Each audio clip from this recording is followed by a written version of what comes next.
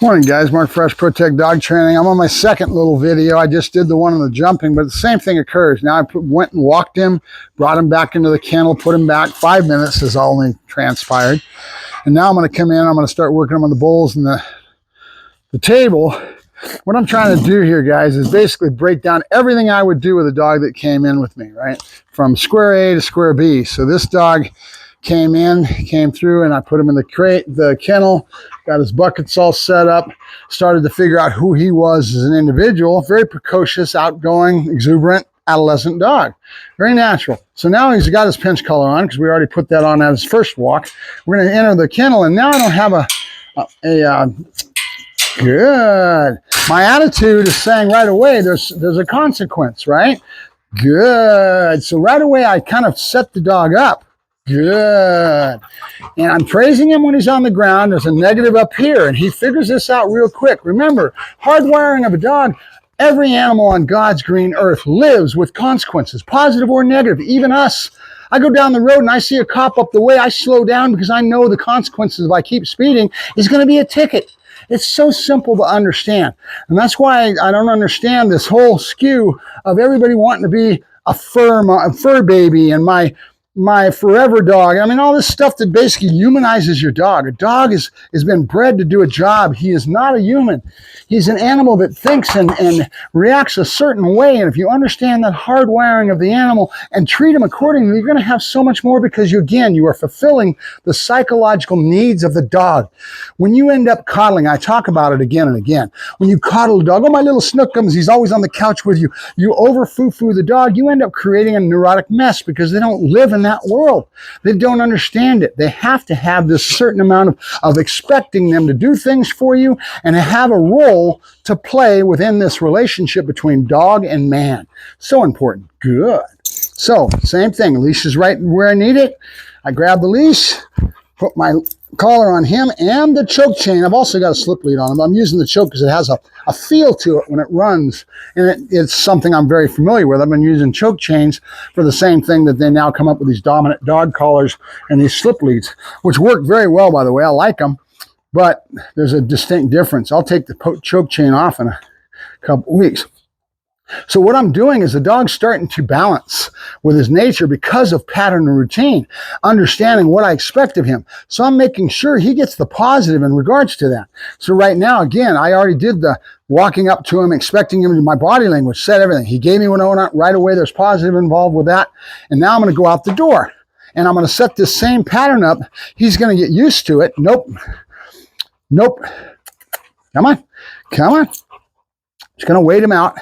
Remember what I said, shaping a lot of times and doing things. I don't need to give a jerk. I'm just waiting for him to do what I need.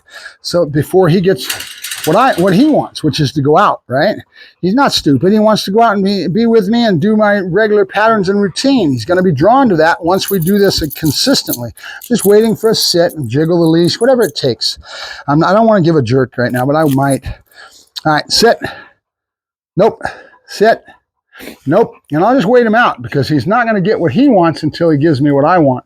And he'll come to a point and he'll finally give it to me. And he finally does. Boom. There'll be a positive on the other side, which is going out. That's what he wants, right? Good boy, good. Nope. Come on. Come on. Break. A lot of times we'll do what's called resetting, right? Yes. Good. See, I sat, I moved him around, did a circle, came back at it, and his brain is out of that little spot that it was in. You take the brain somewhere else and you reset and come back at it, right? Good. Yes, good boy. Yes, good. I want to go back to my clicker because I want a lot of the clicker. You know what the clicker does for us? It's a very exact moment in time. It's like pushing the button on a camera that gives you that exact moment in time that you catch. That's what we call markers. So when I'm doing this, a lot of my behavior, when I have the food and you can't get to it, and I release it, you know what I'm saying? So what it boils down to is that's timing. Boom. Doesn't take him long to figure out at all. But the food's there. I can smell it. I want it. And right when he does the right thing, it gets released. There's timing involved with that too. So now I expect the dog to break. Nope. Nope. I'm going to shut it. Go right back to this. I might reset it. Yes. Good boy. Good. I'm showing him what I expect. Good. Good. Tying in my marker words. Good as the duration marker. You're doing the right thing. Keep it up. Good. Bullet. Yep, good boy, good, yeah, you go. And I didn't expect to heel right now because he hasn't been taught heel. I got to wait until I get that, and then I'll ask him to heel through that door. But right now, it's just to try on that explosion release that I'm still doing on the table. All right, so I'm going to keep this video going. I'm going to move my camera over to here so you can see. Excuse the jumbled mess, guys, but I'm a one-man army. I don't have camera sets, and my world doesn't really revolve around this. So it gets tough sometimes. Oh, sorry about that. All right, let's try it again. All right, trying to get enough in there that we can see it. All right, so we'll go right back to the same things he's already used to. He's used to this table. We started yesterday with it. Good boy, good. And I'm just tapping, right? I'm not correcting the dog. It's a minor irritation. It's a signal because he's never had this collar on until I put it on him and started working with him with it, all right? Yes, good. So now he can feel it. So I want him to get used to leash pressure and understanding. Nope, down. Good. A little bit of a jackpot. Good.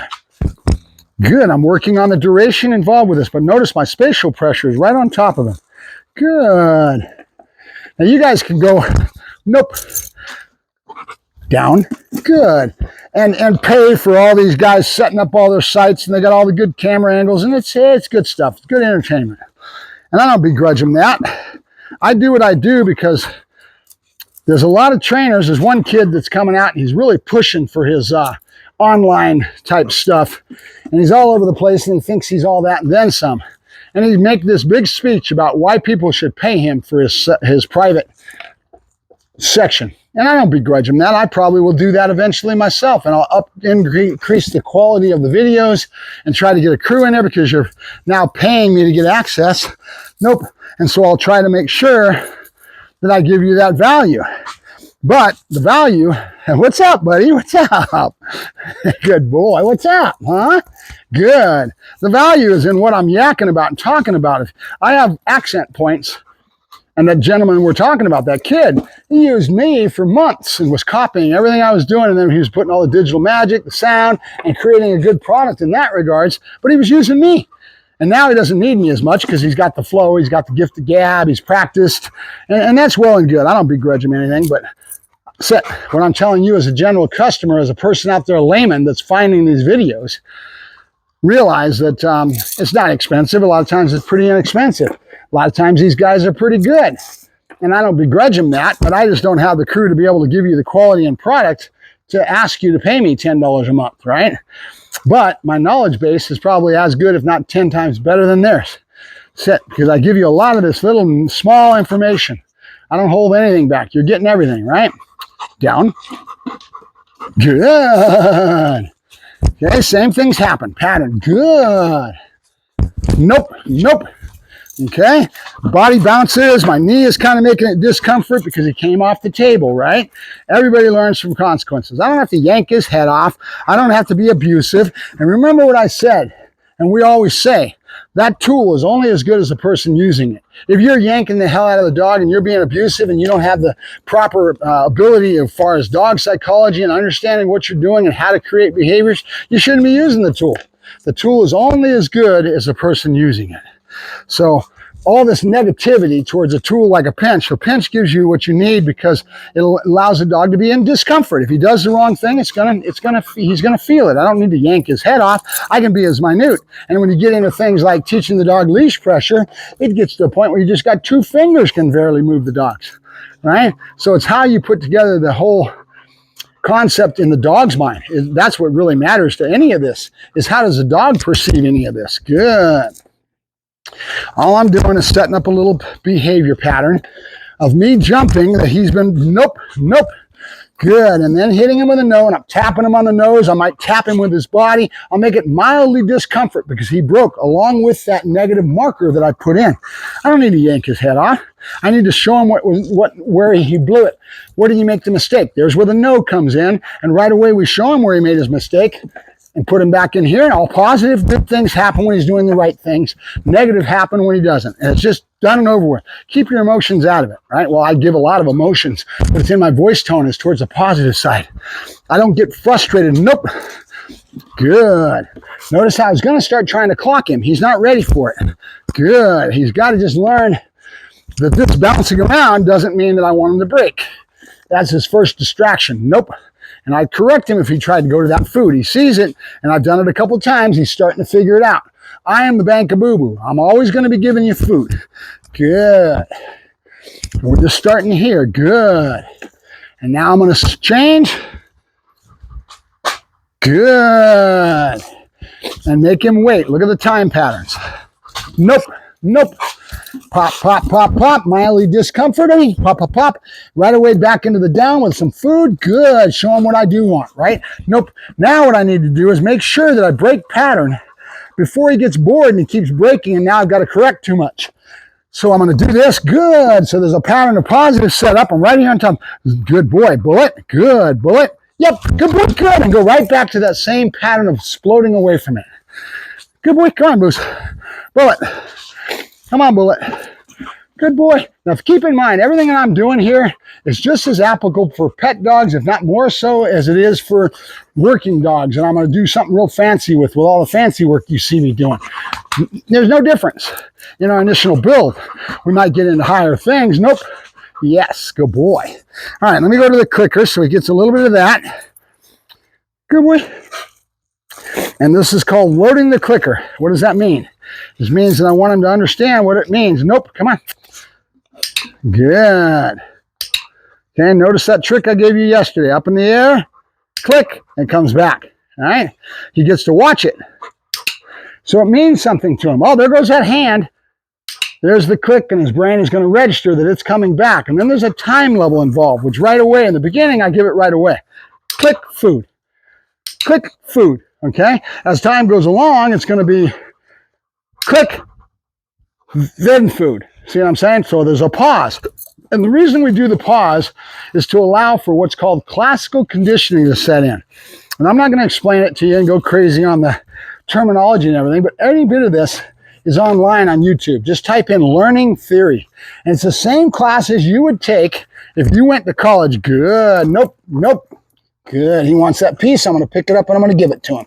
Nope. Because he's doing such a good job. Good. Good. Now I had my face right into his head. Be very careful with a dog that's exuberant and you don't know what they're going to do at any one time. He's just starting. So if he was to reach his head up to see me, he'd smack my face. I've got one tooth that's missing that I had to have a false tooth put in because of the same thing. I was reaching down for a toy. The dog's all excited. Dog bounced up in my face and smacked me with that hard cranium of his and busted my tooth right off. Happens all the time. So when you're talking to professionals, if I had you up here for a shadow program or whatever it may be, watching me work, I'm going to accent that to a newbie real quick. Make sure you keep your face out of this dog's face. And I cheat a lot of times with as many years as I've got. Good. Remember, good dog food goes to him. Good, right? And after a while, he starts figuring out that I'm coming back to him, and we build up on the waiting game, right? Nope. So we're done, because I'm already at a no. Good, he got it. That's all right. Not going to yank his head off, but I wasn't in the right place on my leash. That's timing. Come on, let's go. Nope. Buddha, good. Sit. Good, Buddha. Good, Buddha.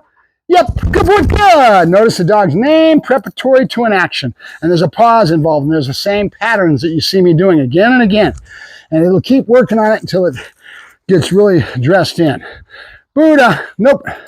Now not Buddha, listen to me, I'm calling him Buddha. Bullet.